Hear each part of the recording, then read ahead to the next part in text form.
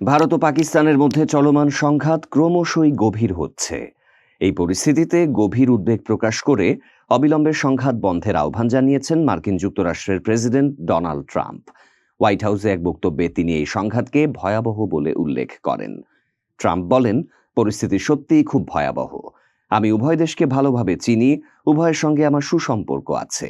আমি চাই তারা বিষয়টি মিটিয়ে নেক। আমি চাই তারা থামুক। মার্কিন প্রেসিডেন্ট আরও জানান, তারা পাল্টাপাল্টি হামলা চালাচ্ছে। অন্তত এখন তারা থামবে বলে আশা করছি। উভয় দেশের সঙ্গে আমাদের ভালো সম্পর্ক রয়েছে। আমি চাই এই সংঘাত বন্ধ হোক। ওভাল অফিসের সাংবাদিকদের সাথে আলাপকালে ট্রাম্প আরও বলেন, আমি যদি কোনোভাবে সাহায্য করতে পারি তাহলে অবশ্যই করব। শুধু যুক্তরাষ্ট্রেই নয়, মধ্যপ্রাচ্যের প্রভাবশালী দেশ ইরানও এই উত্তেজনা নিরসনে এগিয়ে এসেছে। ইরানের উপপররাষ্ট্রমন্ত্রী আব্বাস আরাগচি ভারতের রাজধানী নয়াদিল্লিতে পৌঁছেছেন।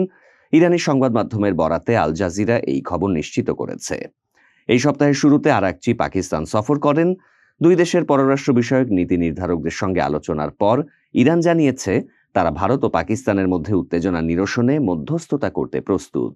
তেহরান আরও জানায়, তারা দুই দেশের সঙ্গেই ইতিবাচক সম্পর্ক বজায় রাখবে। গত মঙ্গলবার দিবাগত রাতে পাকিস্তানের বিভিন্ন এলাকায় হামলা চালায় ভারতীয় সেনাবাহিনী। পাকিস্তানের সেনাবাহিনীর তথ্য অনুযায়ী এই হামলায় এখনো পর্যন্ত ৩১ জন নিহত ও ৫৭ জন আহত হয়েছেন। অন্যদিকে ভারতীয় সেনাবাহিনীর দাবি, সীমান্তে পাকিস্তানি বাহিনীর গোলাবর্ষণে ১৫ জন বেসামরিক নাগরিক নিহত ও ৪৩ জন আহত হয়েছেন।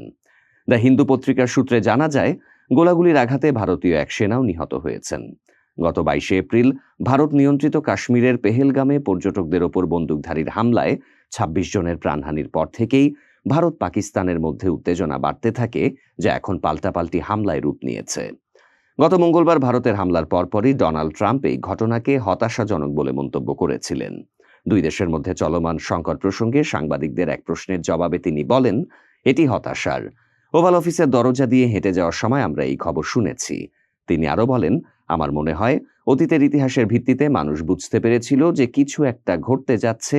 তারা দীর্ঘদিন ধরেই লড়াই করছে।